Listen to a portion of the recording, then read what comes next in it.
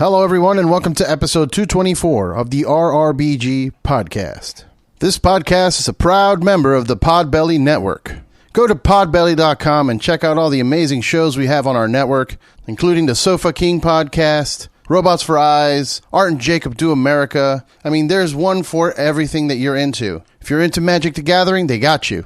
If you're into the occult, they got you. You're into serial killers, they got you. Everything.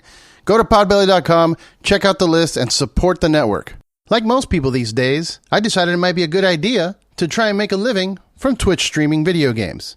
I kept dying over and over and over. I couldn't get the coordination I needed. These people just seemed to be on a completely different level. No matter how much practice I put in, I just couldn't get good. Until I got Sheath Underwear. Their dual pouch technology separates my package, allowing for better circulation, better movement. It has upped my game tremendously. I'm now in the Call of Duty Championship Finals. Go to sheathunderwear.com, use my promo code RRBG, and save 20% to get yourself a pair of Sheath Underwear and get good. This episode is also brought to you by Killcliff. My friends over at Killcliff make the best energy drink you can buy in the market today. Clean energy, none of that crap that they put in Monster or any of those Red Bulls. No sugar. Just clean power for all the grind you're going to have to put in today. And if you're not grinding today and you just want to relax, they also have CBD drinks to help you recover from any injuries you may have, any kind of inflammation. Maybe you went a little too hard at the gym. CBD drink will get you right back on track. Go to their website, killcliff.com. Check out all their different flavors. My personal favorite Ignite drink is the Cherry Limeade. And in the CBD category, you have to try the Joe Rogan Special. It's the Flaming Joe Pineapple with Jalapeno. It's not that spicy. You just get a little bit of a kick at the end. It's delicious. Go to killcliff.com and tell them that RRBG sent you. This podcast is also brought to you by El Yucateco Hot Sauce. You know, I gotta tell you, I've been eating a lot more Mexican food these days as I live in LA, and it's just inevitable at this point. So having a really good hot sauce at my disposal is kind of crucial. And my go-to right now is El Yucateco hot sauce. They are a staple. They come in so many different flavors. You can get the verde sauce with jalapenos, or you can get the habanero sauce. They have this special like black sauce, which is a special reserve sauce. I mean, for whatever level Scoville you can handle, I'm sure you can find yourself a sauce here. And if you go to shop Yucateco.com, use the promo code RRBG and you'll get 10% off of your purchase. This podcast is also brought to you by Saints Joints. Go to saintsjoints.com and check out all the awesome products they have there, including the new Book of Saints that comes with 4 packs of pre-rolled joints. It's this incredible, lavish, luxurious-looking gold foil stash box. The works. It's the best-looking stash box I've seen. Make sure to go pick one up before they're all gone. And also check out the new hash-infused pre-rolls. Don't forget, it's saintsjoints.com, and make sure you tell them that we sent you. In this episode, I talked to Joey Redner. He's the founder of Cigar City Brewing. We talked about some of the projects he's got going on right now with Commerce Brewing. They're a contract brewery. We talked about Cigar City Cider and Mead. We talked about how we met. We talked about working together and shared some stories. We talked about his goals in the future for Rock Brothers. It was really great catching up with him, and I hope you guys enjoy it. Make sure to follow all the different projects, Commerce Brewing, Cigar City Cider and Mead, Rock Brothers. Look for them on social media and support. And please, check out our Patreon page. Go to patreon.com/RRBG. Cheers.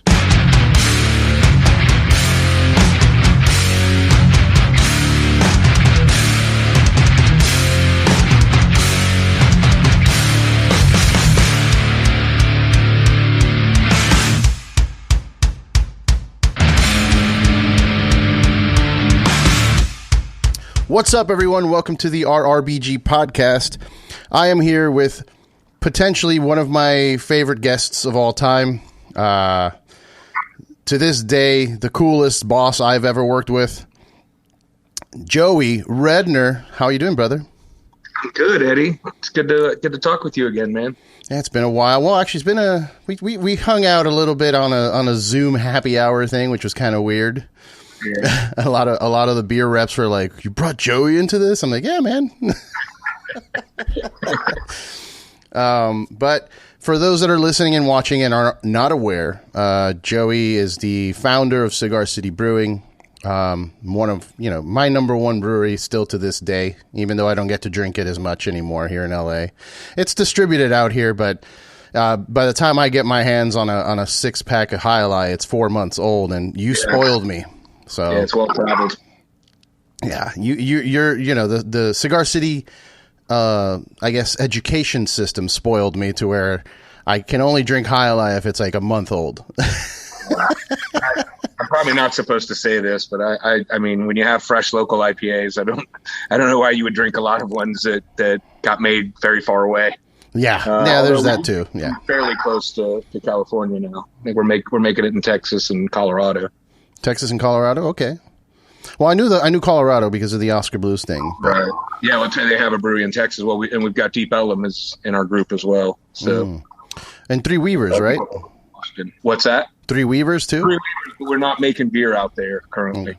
Okay, is that a plan? Is that part of the plan for the future? Yeah, it's hard to say. When you start trying to flavor match things, and you just getting it synced up can be difficult. And we've gone sort of one brewery at a time. Yeah, LA water is not the best. Well, it's Tampa water's. That's nice in the winter, but it's in the summer. I'll put our water up with anyone who's not being good.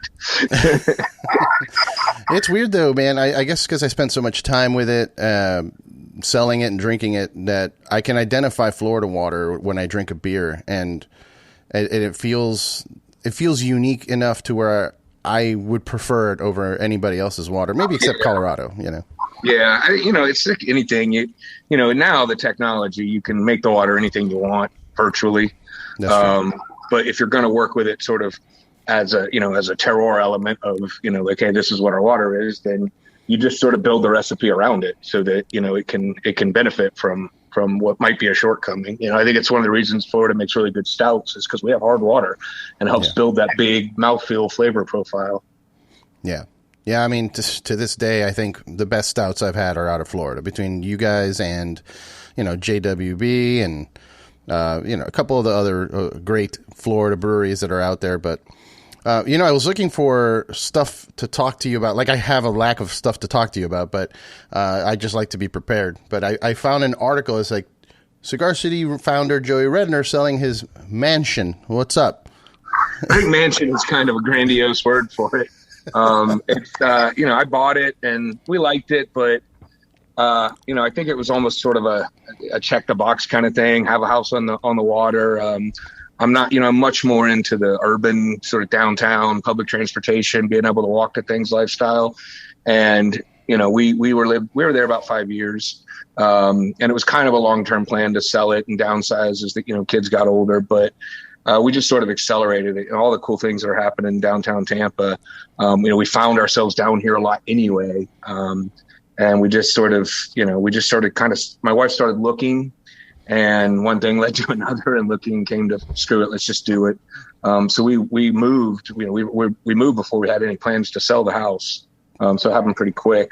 And we're very happy. I don't love paying to upkeep 2 properties, but that's why we've got it for sale. But it kind of happened suddenly. And it's like I made the decision probably more emotionally to move there than really with my head. Cause I like being on the water. I like being near it, but it's not like I'm a fisherman. It's not like I'm out there every day on the boat. So, it was kind of nice, but a waste.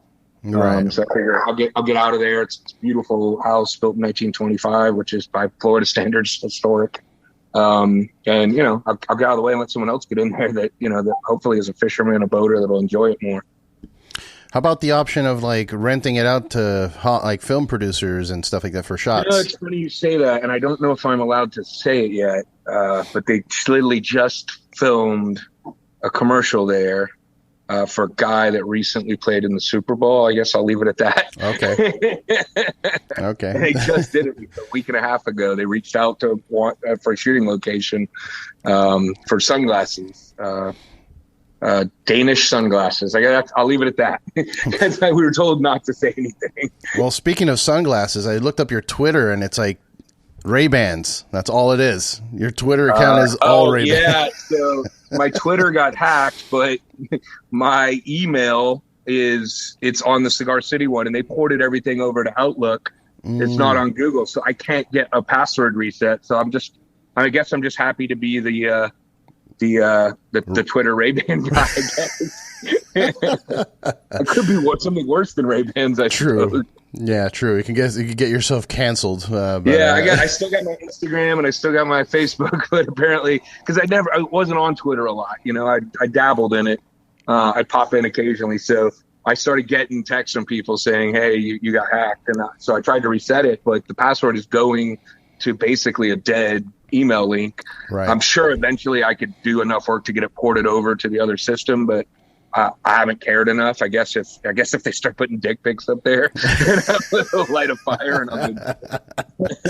Yeah. No, I hear you, man. I barely use Twitter. It's my lowest priority, I guess, with the podcast, like promoting the show and everything. Yeah.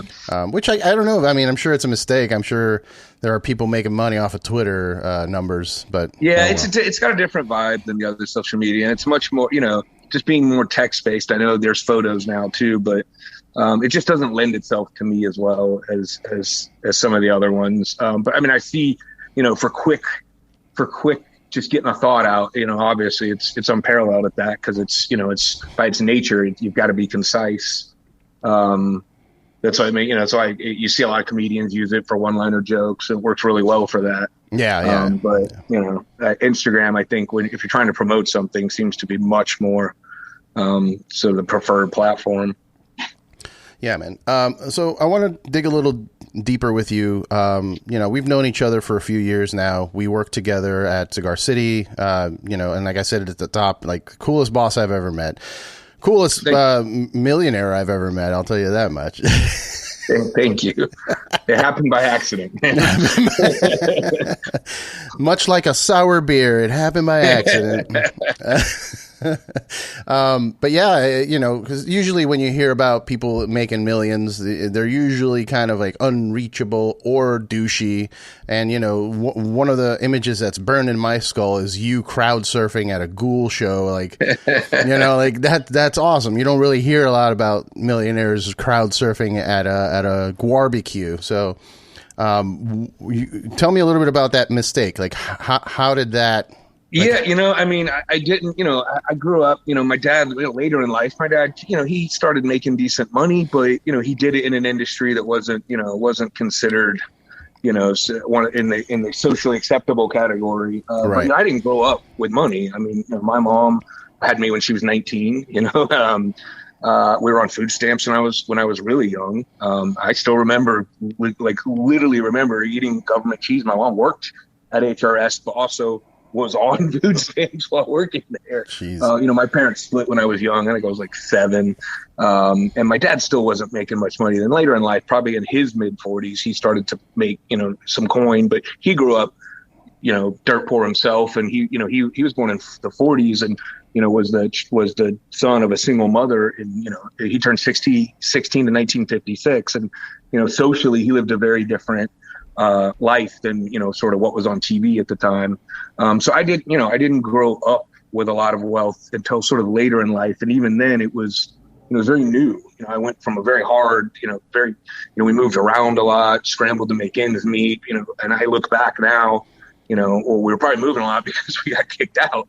But then later in life, my dad started to make a little money, but it was new, and so by then I kind of already had, I already, my formative years were already what they were. And I still, still for a while, it was like sort of a dichotomy because I'd live with my mom and we did not have a lot of resources and, we lived very hand to mouth. But then I would go to my dad, he was doing better, living better, but it wasn't necessarily flowing directly back to where I lived. So I grew up, I grew up not necessarily, I didn't miss meals. But I didn't have, a lot of things that other kids in school had that I wish I did. And, I had a little bit of shame, so where I lived and want people to go to my house because it wasn't, I lived a block off Nebraska Avenue. If you're from Tampa, I lived at 109th and Nebraska Avenue. I could definitely see streetwalkers when I was walking home from school. As I got older, and then I never made more than probably 35 grand, until I was well into my 30s. And some of that was just, I didn't seek to do it. I kind of gravitated to doing jobs that I liked as opposed to what they paid. But then, when I found beer, I just found my place, and I found a thing that I could do. And, I would have done it if I continued to make 35 grand a year. Unfortunately, my wife, she did pretty well.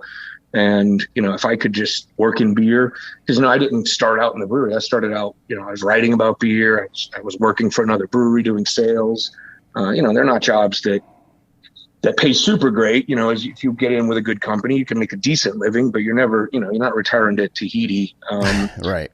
But I just had, I think came along at the right time, but also just, I came about my love of beer very honestly, just out of, experimenting over time, just not liking what was available. And just, passionately wanting to see that in the city I grew up in.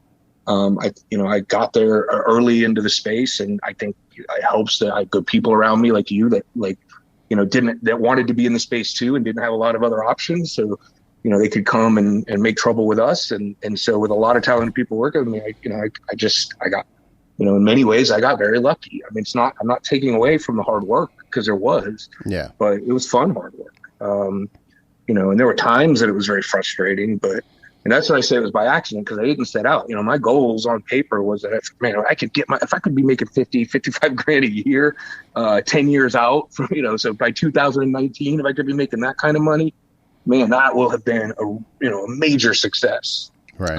So, it's just like, a lot of times, and, it helped too, because, as I was growing the business, I didn't have high goals for my personal income. So it was very easy for me to, I'm making a lot, and I could just shovel it back into the business. I could buy more tanks. I could hire more people. I could expand, in there, because I never set out to have high income goals. So it's not like I needed that money for my lifestyle, because my lifestyle was, again, I wasn't missing any meals, but it wasn't an elaborate lifestyle.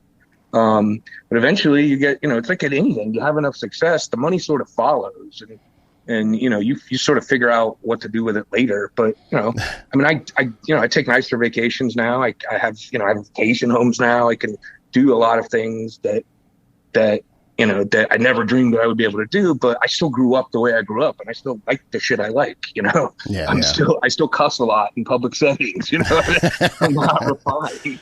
Right. And you don't sip your beer with the pinky up. Well, I do, but then that's just genetic. I don't know why. It's funny, because I was looking at a picture the other day, and my pinky's just out. fancy pants. But it's funny. I had a journey to Cigar City that I kind of like set it out as a goal. When I discovered beer, I kind of it was weird how it worked out, man. Like I was out at a burger place with my wife, and I remember seeing a Dogfish Head rep, which I thought was a Dogfish Head rep, but he was actually a Brown rep. Right. And I remember I didn't know anything about it. I had just started discovering craft beer from being on tour with the band. I found like Golden Monkey and, Three Philosophers, and I was like blown away by this concept. And then I saw that guy, and I remember telling my wife, I'm going to go talk to that guy real quick. I want to find out what he's doing. He told me, I'm the distributor, and I drive around with this cooler, and we drink beer. I'm like, I want your job. Tell me more. Yeah, I want your job. And the way life worked out, I ended up taking his route at Brown. So it was I felt bad, like a little part of me felt bad. I'm like, I took that guy's job. I wanted it, and I took it. And then it wouldn't have been there for you to take if he was doing the best job possible. I guess, yeah. There's that too. And then through Brown and through the touring with the band, I discovered Cigar City. I remember having Highlight at a show we played in Tampa at some small like little bar, and thinking, wow, this is something. And I then just made my way there. Like, just how do I impress the guys at Cigar City enough to where they want to hire me?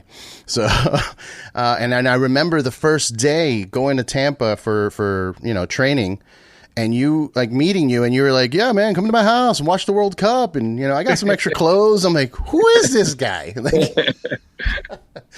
But that really showed me the fact that you invited me over and were so welcoming and so kind of just cool about it. It really showed me that, you weren't just like new money, like in that sense of like douchey new money. Like you it's funny, I literally was new money. Yeah, you were new money, but you had worked for it. You know what I mean? Like you went through struggles in life. It wasn't like something was handed to you, you know? Yeah. I went to, there were times in my life where I really, I did have jealousy, shame, I didn't want people to come to my house because I wasn't proud of it. And looking back, it shouldn't have mattered. But it's hard when you're 13, 14, 15 years old to be able to have that kind of wisdom to go, it doesn't fucking matter. Now it doesn't matter, but now, I can afford to do things that I couldn't in the past. But I think, some of, everything that leads up to where you are, informs it. And it's, you should be able to look back and be proud of some of the things you did, but also know that, hey, where you were at that time, like, you could have had more strength of character to be like, it doesn't fucking matter. But it's not like I'm beating myself up over it, but I remember it not fondly, Yeah. No, I hear you. I've tried to, the struggles that I've been through, I'm getting to that part of my life where I'm trying to use it as fuel, like, all right, I'm able to take people's jobs like that because that was what I had to do growing up. Like I had to be on the attack, you know, and that's something I noticed when I moved out here to LA, that a lot of the beer reps and people out here didn't have that hustle mentality that you get from the East Coast, from working like this, pounding the pavement, as they say. A lot of people here were kind of slacking, and it was weird. People were looking at like, why do you care so? I'm like, damn, I got to make money. Like, what are we doing here? I'm not here to be homeless and wish to become an actor. Like that's not my job. But I found the best beer sales guys though are the guys that if you paid them like money and you didn't have to chart their sales, they would go to all the bars, get to know everyone, know who all the management was, know what beer they liked, and know what they wanted to see coming across. Like those are the guys who always do well anyway, is the ones that are they're very friendly with everyone and they get to know everyone. And they become almost like, a part of their work family. Those are the guys that always slay it, Yeah. And that's the thing I miss, man. I miss the beer industry. Like I miss that part of the beer industry because I'm obviously not in it anymore, but it was something that unity, that like family aspect, that social aspect of craft beer that really drew me in. Because I was doing it anyway. I was having bottle shares at home just because I wanted to try cool beer. And the more you learn about the industry, for me anyway, the more I got into it. And when I landed at CCB, it was more education, even like us at 9 a.m. drinking infected Helles lager, like that kind of shit. So it was good to learn, and it was just kind of like perfect timing too. Like it was a boom in Florida. There wasn't really a lot of craft, and you guys kind of led that charge. Timing is very important. It's very important in anything. It doesn't mean you can't do it when the timing's not ideal, but ideal timing helps. Yeah. And it was an explosion, and I always likened it to being a rock star almost, during that time period. Like you were a rock star. If you were showing, you were at conventions, you were at JBF giving speeches and people, asking you for pictures, and like, it's nuts. Yeah, it's, it's something that always seemed weird to me because, but then on the other hand, there's certainly guys in the industry that I felt a sense of mild awe about, guys like Sam Calagione at Dogfish Head, Ken Grossman at Sierra Nevada, Garrett Oliver. Those are guys that I felt in my level like, whoa, Yeah. Like those guys were cool to me. So, I still it's weird to apply it to yourself though. It's just weird to think of it because I know me. Like, are you guys sure? Because do you feel that vibe is still going with the craft beer? Because like I'm disconnected, so I obviously don't feel that. But no, I think it's much less. You still have those. You have those old school, like guys like Ken Grossman and Sam. They're always going to draw a crowd just because they're such legends. I think it's become so commonplace, ubiquitous, really, craft beer. I mean, it's in every bar now. There's no bar almost, even to your diviest dive bar, you don't carry at least one craft. And I think some of that has demystified it. It's not, it's nothing to get all excited about because there's a craft brewery damn near everywhere now. Whereas before it was like, hey, here's a thing that I really love that very few people are doing, and that guy does it. You could get a little bit of that, but now it's just, it's very commonplace, I think, and that takes some of the glitter and sizzle off of it, which I think is a good thing because, at the end of the day, and I'm not really a brewer. I'm a brewery owner. I can brew beer. I know I was a home brewer. I can make beer, but it's not really what I did. I let guys that were way better at it. I got the fuck out of their way and let them do it. I certainly had input and things that I wanted to see tried that would have been shittier if I tried to implement them. But these guys would take an idea like that and know how to not fuck it up. So in that regard, I think, like any sort of celebrity that comes from it, I think is especially when it comes to me, is misplaced because I'm really just a guy who owned a business and figured out how to make enough money come in without enough money going out. And I know for a fact that lots of people can do that because they do it at the corner hair salon. They do it, at the bodega down the street. Lots of people can do that basic fundamental thing. I just did it in an industry that at the time was very underserved and there was a lot of pent up demand. But yeah, I think it's a good thing for the industry that we sort of just treat it like the profession that it is. And don't get me wrong, there's artistry to it, there's skill, and there's certainly craft in the word craft. But there's definitely craft that goes into it. But it's still an occupation. Whereas opposed to the reason I think you see a lot of rock stars get that that sort of rock star thing is because there's a level of artistry that makes you rise above whatever the craft is. Yeah. Yeah. No, I agree 100%. I mean, I'm kind of back and forth on that point you're saying where it's a good thing. Yeah, we shouldn't have rock stars in the first place. I think it's kind of a weird concept, but there is a certain level of admiration for the artistry that goes into it when you're making really good beer. Because during that time we had that boom, a lot of breweries started opening up, and just because you can make a beer doesn't mean you should be, because it doesn't really taste all that. And doesn't mean that you can make a lot of it consistently over a decade. Right. Yeah, exactly. So the fact that you guys had this history of making consistently good beer and eventually, but you had like the mystique, like the Hunapoo Day and the Catador Club signups, like all of that was kind of this, like, it felt special at the time. And even for myself, like there was a trickle down residual rock starness to, like, for me going to a show.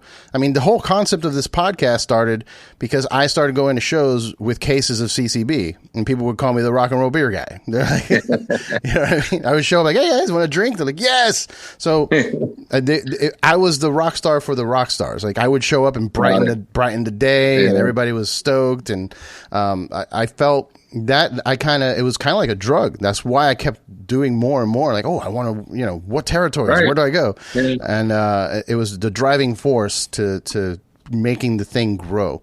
And then eventually, when I got out here, I got super jaded because I noticed that that's not the case out here in LA. They've been doing it a lot longer here. Yeah, nobody in LA is impressed with anything. No. So. Which is ironic because everyone's going out of their way to impress. Right. Right. Everybody's got a script. You can't go to Starbucks without getting pitched a script for a movie or something.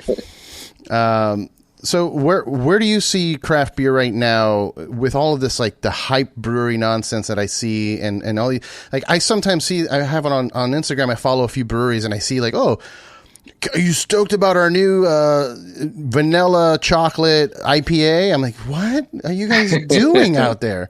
Yeah. So do you feel that we've jumped the shark a little bit, like the bubbles burst? For years, I used to say no, and it's good that these things exist simultaneously, that you can get a vanilla chocolate IPA, but you can also get, a pale ale and these traditional beers that were hard to find before. And Bob Sylvester, who owns Saint Somewhere, we used to kind of jaw back and forth about it. And I'd say, look, man, making more people happy, there's nothing wrong with that. But fine, we're getting to the point where, the last couple of times I've gone to a brewery, I mean, it's like, there's 12 things on tap, but everyone's an IPA or, a variation of an IPA. And I mean, it's almost in some ways getting to where it's gotten so diverse that you can diversify into such a tiny little lane that it's like, one of the things I used to hate about beer in the 90s is I could walk into a bar and there'd be 6 tap handles, but they'd all just be a mass-produced American lager. Like they trick you into thinking that it was something new, but Red Wolf is just all, or Red Dog. It's just another lager that they put some dye in. They were not different beers, and they're like, Michelob Light, Bud Light. That's really 4 different beers. All you've done is taken some calories out of them. Style-wise, there's nothing different there. Yeah. Now you go to some really good beer bars or breweries, and there's one style on, and if you're not a fan of that style, you're SOL. And I that sort of stratification of things I don't like. I've always the Cigar City, it's definitely reflective of what I've always tried to be is, hey man, let's learn how to make all the styles pretty freaking well. And let's not forget these styles that sort of led to where we are now. Let's not forget, about pale ales and dunkels and, English summer ales and things like that. Things that just, that were integral steps along the way to all the styles that we love now. Let's freaking, and honor them in a way, really, by keeping them alive. IPA was a dead style. I mean, it was dead. There was a handful of places you could find an IPA in the 70s. In the US, maybe nowhere. I mean, maybe some, maybe you could sort of trick yourself into thinking something Angerstein was doing was an IPA, but it effectively was a dead style. Yeah. And we brought it back, but that pendulum, I don't want it to swing so far that we almost stagnate in our specialization. So it's nice to me when I see breweries that do a wider variety, and it's nice to see breweries that specialize. I mean, breweries that say, hey, we're just doing traditional German lagers. That's cool. And if it's one here and there, it's great. But when it gets to be like every brewery is specializing in hazy IPAs or just pastry stouts, that's not something I love seeing, or at least unless it's spread out enough that, that if in the market, because you have to understand, every couple of years you're getting a new group, you start drinking at 21, there's a guy chasing you 5 years behind who doesn't know what he likes in beer yet. And if you're not making a wide variety, I had this theory for years that if Budweiser and Miller had made a pale ale, a stout, and an IPA as loss leaders, if they had just made them and put them in the market, even if they barely made money or even lost money, I never would have got into beer, because I would have picked one of those up, drank it, and been fucking happy, and never searched, never looked for more, never tried to figure out how to make beer, how to start my own brewery, because I would have been a satisfied enough customer to not seek. And that's where I worry that we can stagnate by stratifying, by, we get so specialized that you don't satisfy enough of the market. Of course, I guess the reverse of that is, if you do that, then a whole nother wave of people will come and fix beer again. So I guess I should not worry about it. Cool. I just talked myself off a cliff. Yeah, I hear you. It's that mentality of just like when people, that's what creates, I guess, artists, where they see all the movies I watch suck, so I'm going to make my own. Like that kind of, you know what I mean? Yeah. Food, movies, music, beer, liquor, wine, all of that. Yeah. I don't know, man. I get kind of troubled in my own head, where it's like, oh God, I hate that I'm seeing these beers that are not beers. Like, that's not beer to me. That's a daiquiri, or that's a cocktail. What are you doing? But at the same time, like you said, if it makes somebody happy, then what? Yeah, I want it. That's the thing. I want the Big Ten. I want there to be room for everyone's flavor in there. Even if it's things I wouldn't necessarily like. I figure if you're a big enough brewery with a big enough team, there's someone on your team that does like those things. Yeah. And then that guy should be in charge of making that thing the best it can be. Yeah.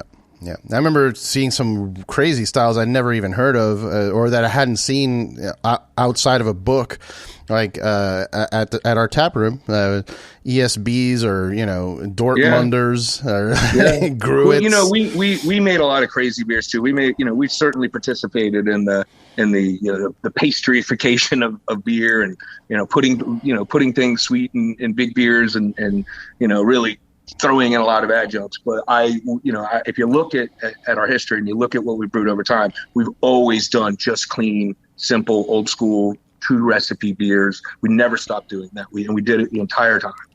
Yeah. So that passion, I think it's important. that passion and that fire that you have right now, like, do you still, because I remember when CCB first started, you were in there, you were there every day. And, you know, are you still like that now that since it's moved on and Oscar Blues has taken over, like, do you feel involved as much, or are you focusing now on other projects? I'm mostly focused on other projects. In some ways, I've just come back to being a beer geek, and I don't have to think about the business side of it as much, which is maybe why I pay more attention to, you know, I mean, if your brewery has got 12 IPAs and it's keeping the lights on, then fucking tell me to shut up, you know. I mean, but you know, I feel like if you could have 11 pay the bills and then throw on a pale ale or an ESB too, right? But yeah, I've gotten much more to being a beer geek. So when we sold, I still own equity. And in the early days, I was very involved. But it was always kind of my goal to step back. I mean, Cigar City is a different beast than what I set out to create. And it's definitely not in my wheelhouse to do much for it at this point. You know, I think I put my DNA into it and it's helped it kind of stay true to itself. But I don't have the skill set to run something like Cigar City Brewing as it is. But Cigar City Cider wasn't part of it. And I spent a lot of my time there. I mean, I just about, 5 days a week I'm there, anywhere from just sometimes a couple hours, but sometimes I'm there all day. And I'm a lot more hands-on in that. And I got a lot more projects going. I've opened a contract brewery in Largo, so I'm brewing for other people. And that's just something that kind of grew out of me contract brewing my beer and just finding a lot of things I didn't like about the industry and how it was done. And I got the opportunity to do this. And so we're brewing for other people. I also, brew products that I'm invested in there. I brew my cider there, other breweries that I'm invested in. And then I've made a lot of small investments in other breweries, just, some of them almost just to the sort of angel investor kind of level of like, I don't know if I'll ever get anything back out of them, but I want to see, I like who's doing it and why they're doing it. And then, some of those have not paid off. Some of those have paid off dumb well, but yeah, I'm still very active in the space, and it's because I'm in the industry, I hear about a lot of things. And, but as far as, actually being day-to-day ops in a brewery, I have a lot of investments, but I always invest in people who could do it if I wasn't involved, because if they need me, I don't have the time to help them, So sure. If I'm going to, I've invested in Angry Chair. They don't need me to ever step foot there. Magnanimous, which recently opened here, Charlie Mears and Mike, they don't need me in that building. It's, if they need to call me on something, I'm available on the phone, but they're going to do fine without my input, because they've worked alongside me. They've seen as much of the industry as I have. Geiger's out there now too with them, right? With Magnanimous? Yes, Geiger's working with them too. In fact, I had like a 3-hour lunch with Geiger the other day. Nice. Yeah. So yeah, I'm involved in other projects where Rock Brothers, I kind of came into that late. And I've had to be more in charge there just because, they didn't have anyone on the beer side of things. Nick Streeter, who used to brew with us, he's brewing over there. We actually just got our certificate of occupancy yesterday. So nice. It's been a long time coming, but we'll start brewing beer there soon. And that's catty corner from cider, so I can walk over and kind of touch both of them and be there and check with what's going on. But yeah, mostly I'm still very passionate about beer. I'm just not having to run. With Cigar City, there were times while I loved it, I felt like I had a tiger by the tail. I was happy to let go. Okay. Man, I remember running into you 2014, the infamous Hunapoo. Oh yeah. Yeah. I remember just like looking at you with my eyes like wide open. You're like, take your shirt off and get out of here. I'm like, oh God, what's happening? But yeah, that wasn't one of my fun days. So there's been some interesting challenges that I could see. Like if I were in your shoes, I would be like, man, I'm glad that I'm out of that situation. Then I don't have to, like you said, keep holding the tiger by its tail. That's nuts. Rock Brothers is something that really interests, because we met up not too long ago at Three Weavers and we talked a bit, but that's something that I've been wanting to bring to the forefront, because some people are doing it. Like I know KCBC does a lot of it, and like Three Floyds obviously does a lot of the beer collaborations with bands. But I feel like that's a space that's getting bigger. You look at bands like Megadeth and 311 obviously with Rock Brothers, but that's something that I feel could become a thing, and I want to help facilitate that, because that was kind of the idea of the podcast. Like, let's bring, in the beginning, It was a band and a brewer, and let's talk, let's make some beers, you know?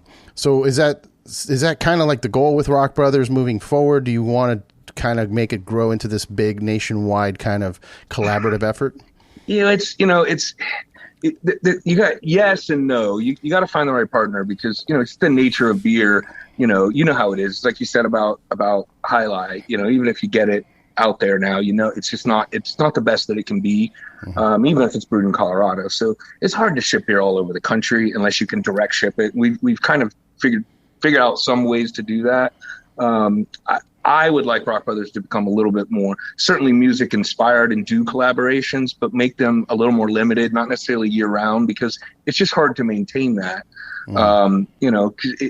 Getting a beer in steady distribution where it's always available is difficult. But if it's a special thing that comes, every year in April, it's a lot more easy to maintain that. Or maybe you keep it on draft on premise, or if you do expand and you open another, because Rock Brothers is unique in that there's a brewery, there's high-end cocktail bar, and then you have a really nice listening room music venue upstairs. That we get really good acts there. And so if you can do it where it's sort of a once a year kind of a bespoke beer that you make, or you keep it on draft a few for 3 or 4 months out of the year, I want to get it more to that, and also have more sort of musically themed beers that aren't necessarily band related, but just sort of talk about things that are happening in music, and so that we can do a mix. And I really want to expand what we do, because Kevin Lilly, the founder, who's kind of segueing out of day-to-day operations, he had sort of one vision, and I have different musical tastes than he does. Not that I don't like the bands that he's worked with. I do. I just have additional tastes, and I would like to explore some of that. We've been trying to work on sort of getting the business the way it needs to be before we start new projects. But I definitely I'd like to do 100%. I'd like to do more metal, but I'd like to do more punk too. Like, I'd like to do a lot of things we're not doing now.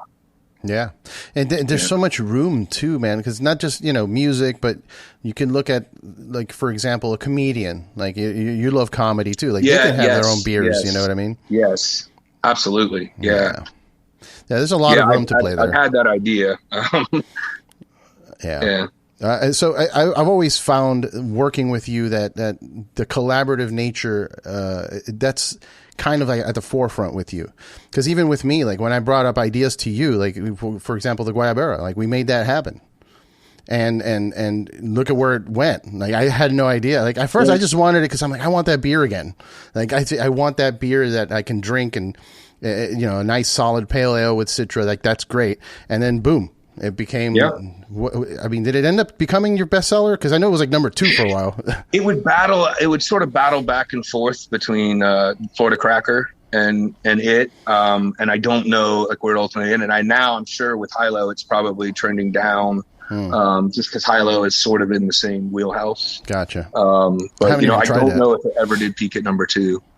It may have, but if it was, it would go back and forth. Meanwhile, my favorite beer, Maduro, is probably never broke 6th. Actually, that's not true. It was the best seller for one month, because it was the only beer we sent to the distributor for. And it's been downhill ever since. Yeah. It's funny you mentioned the distribution situation with having this, like, nationwide collaboration, because that's something I do see a lot. Like, when I see Deftones putting out a new beer, the comment section is all people like, "What the fuck? No beer in New York?" It's like, well, yeah. It's hard to get a double dry hopped IPA to New York in time for you guys. Yeah, so we've kind of got around some of that. There, we can do some shipping through. If I can say it, I'll say it.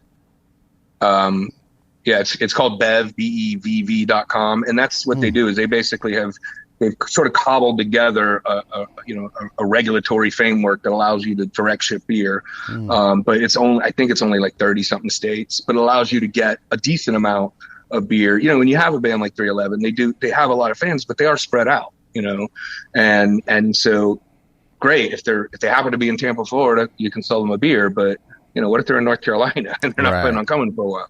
So we're able to do some direct shipping, and that's nice. But I do think, the model of it, even Iron Maiden, as huge of a band they are, they have a beer, but I don't ever see Iron Maiden beer on tap or really available anywhere. I know they made it. It's the Trooper, and it's a solid beer. It's made by a really good British brewery, but I don't see it a ton, and it's the nature of the beer industry.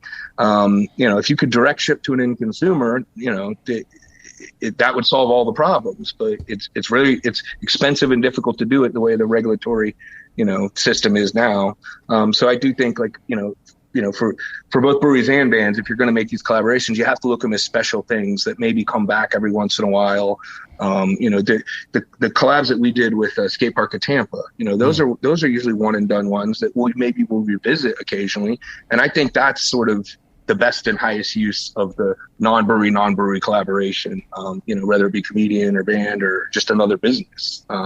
Because I just think it's, especially it's like you said, if you make a beer for a band that's really popular and it's only in one area, you got to just piss some people off. Yeah. You just make them angry. Yeah. So, you got to find a way. Yeah. Okay. Or maybe it's only available here, but it's it's available for this, this special time of year. Have someone, mule you some back. That's a phrase we only use in beer, is mule. The mule. Well, beer and drugs. Beer, drugs. Yes. Yes. But yeah, I think that, that sort of, that's where I think it sort of needs to be. It's just the nature of it. It's hard to, what band is so big that you could have a nationally distributed beer? I mean, that was in every grocery store.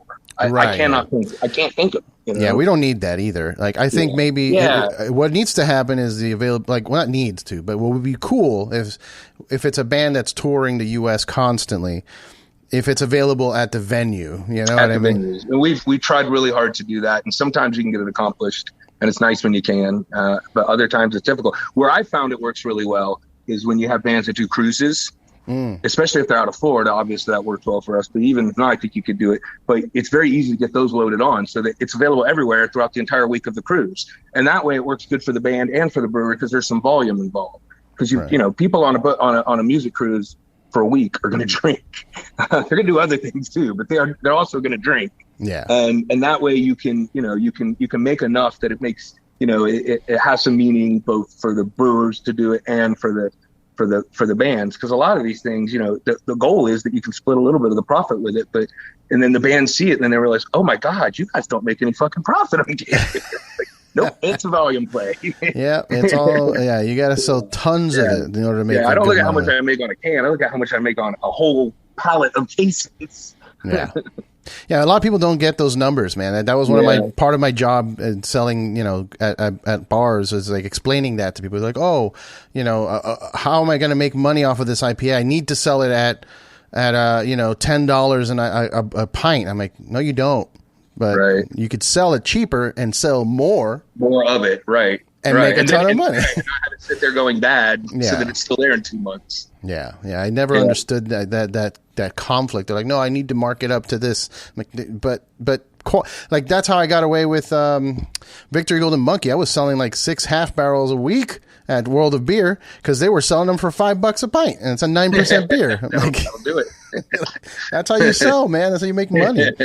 But yeah, I know there's a lot of complexity when it comes to figuring out what you're trying to do with Rock Brothers, and it's something that I'm getting more and more excited about again. Like that's what's bringing me back to beer, because I kind of, like I said, I moved out here and I kind of just got jaded, and I'm like, I don't like what's going on at all.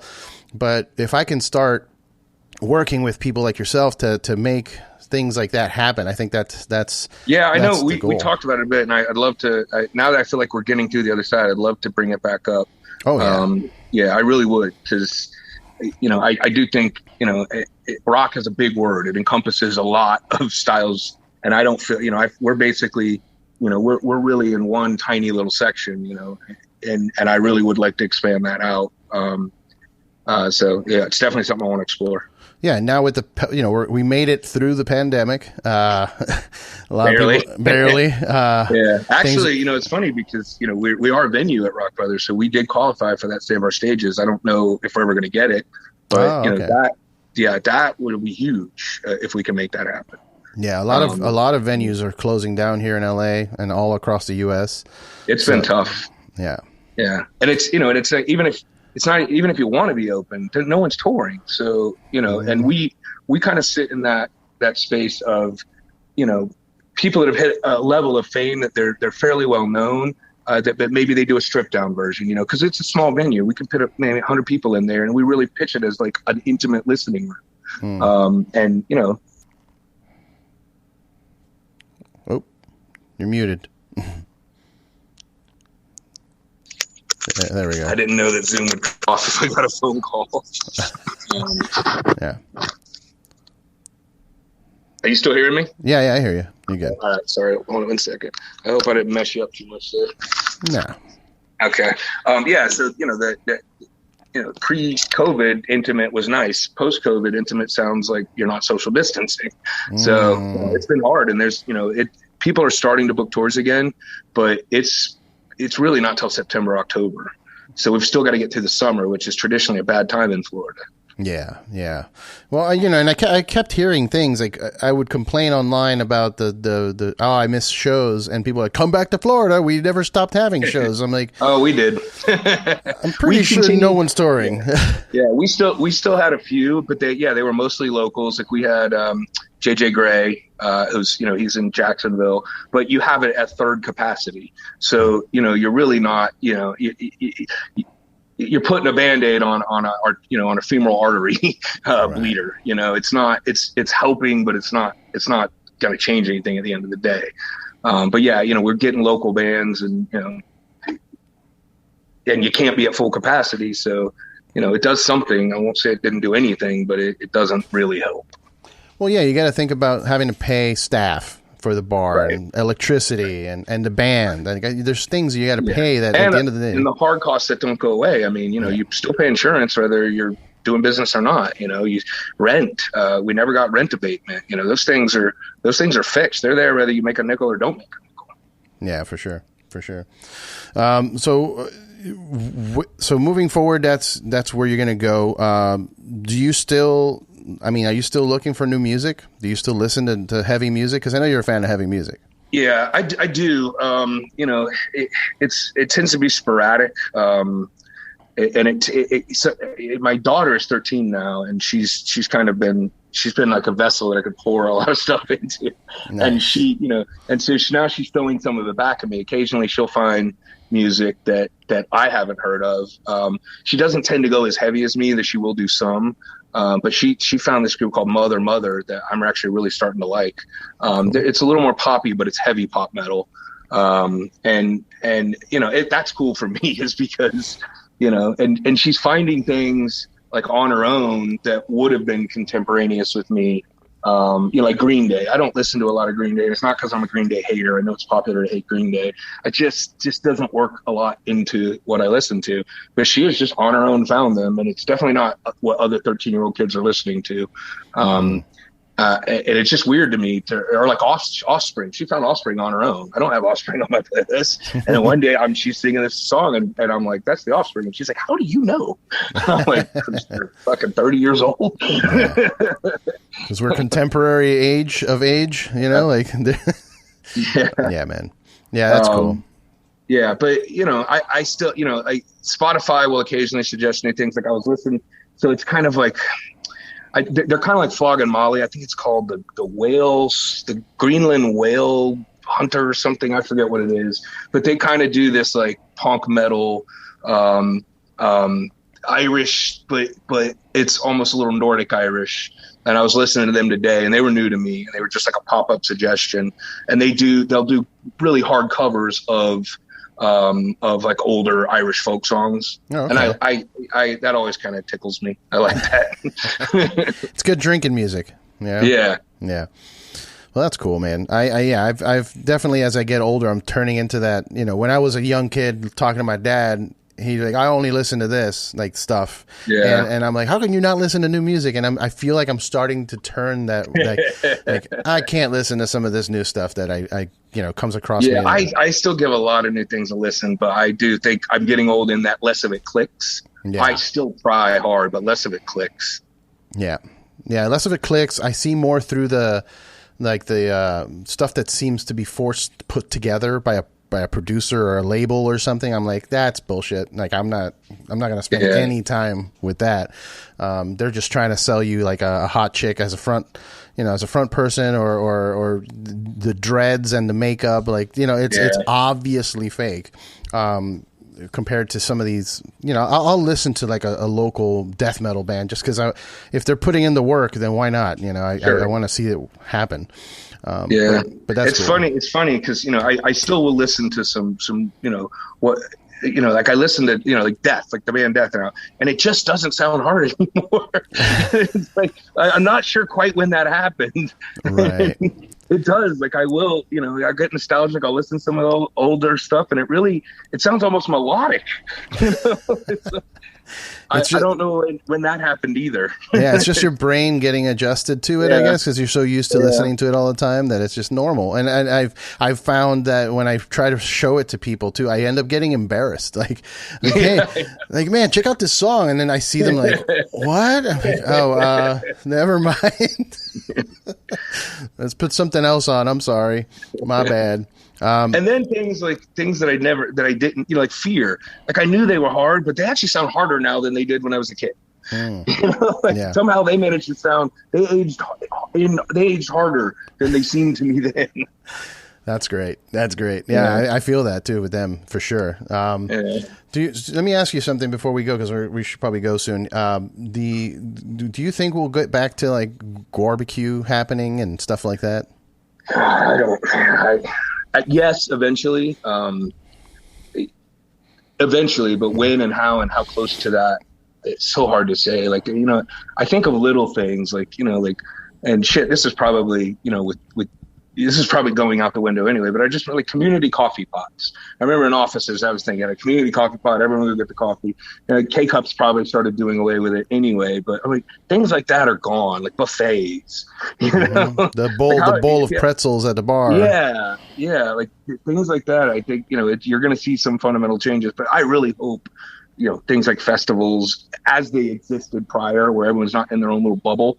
I really hope that doesn't go away, because I think that would be a real loss. I mean, if we don't have communal pretzel bowls, I think the world will not lose much. Yeah. But if we lose festivals, as they existed prior, I think that's a freaking real loss. Yeah.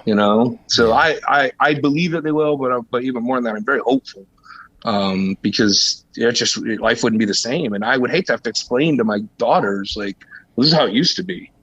Here, watch this video. Now if you want to go to a festival, you got to put on a VR headset. Yeah. It's rough, man. It's a rough. I do feel like we're at a time, like one of those life-changing times, like when cell phones got introduced, where everything kind of changed. Where like now you have the internet in your pocket when it's not this giant machine in your living room. Like, I feel like that's going to end up happening too. Like we're now having to adapt a whole new lifestyle, and like it's not. You hear people say it, the new normal, like that is a thing. That it's. I don't know if we're ever going to get back to spitting on each other in a pit. You know what I mean? Like jumping around and crowd surfing. Like I don't think I will feel comfortable enough, even with a vaccine. Random guy by his ass. Yeah. Right in the getting kicked in the face by a shoe that's been like stepping in shit all day. Flinging blood around with got a contusion on your head. I remember at one point I used to pride myself, like if I wasn't bleeding by the end of the show, I didn't have a good night. You know what I mean? But anyway, dude, I'm going to let you go. I know your time is worth a lot more than most of my guests. This is all I was planning on doing today. Oh man, that's good. But I appreciate you, giving me time. I appreciate you in general, man. Like I said in the beginning, you're one of the coolest people that I've worked with.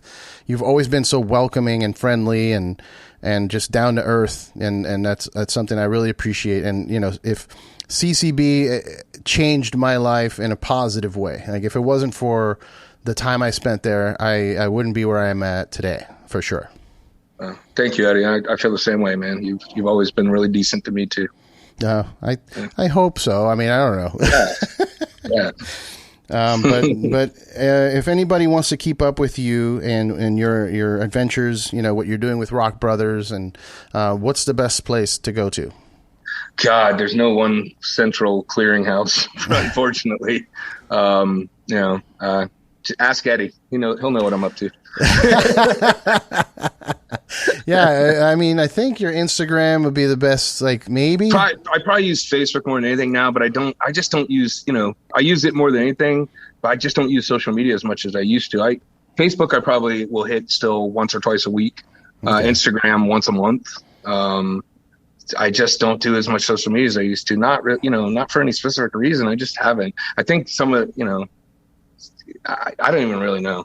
I don't know. I'd say focus on the projects that you're working on then. Yeah. So like follow up with Cigar City Cider and Mead. Yeah. Cigar City Cider and Mead. There's Commerce Brewing. Commerce Brewing. If you're looking someone who will treat your beer like it's their baby too, Commerce Brewing. It's in Largo. That's the contract brewing, right? That's the contract brewery. But I get Tim Ogden, who would be perfect for you to bring onto this podcast. You remember Tim, who used to brew for us. He's opening Deviant Libations, and he's been doing, he's been pushing for his own music. He's done music collabs. He did one with Sam Blackchurch. Yeah, I remember that. He's really pushed those, and I think it was.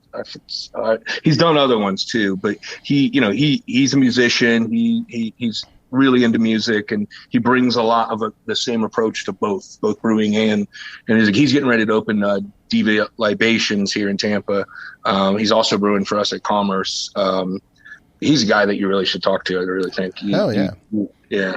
I know you met him. No, I stay in touch with him on Facebook. He sends me his music and stuff. And I mean, I'm a big fan of his Moat Water from back in the day. That was one of his creations. So, but yeah, I definitely should have Tim on for sure. Yeah, he's super into that, like that 80s, 90s, like New England hardcore scene. Yeah. He knows a lot of those guys. Hell yeah, man. Well, guys, keep an eye out for everything. Joey, again, thank you for your time, brother. I appreciate it. It's always good to talk to you, Eddie, man. Same, brother. Cheers. Same. Cheers. Hey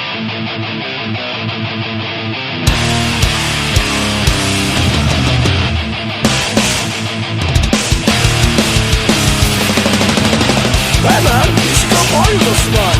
Me and Score are gonna shotgun some beers and head on down to Wang Sangers. I don't know, guys. I gotta stay in tonight. Dude, come on. Shitty Joey's bartending. Sorry, guys. I gotta go to the Donna's appointment at 8:30 in the morning. Don't worry about your ears, man. Come on, man. You know you want to get uncle tonight. Yeah, wasted.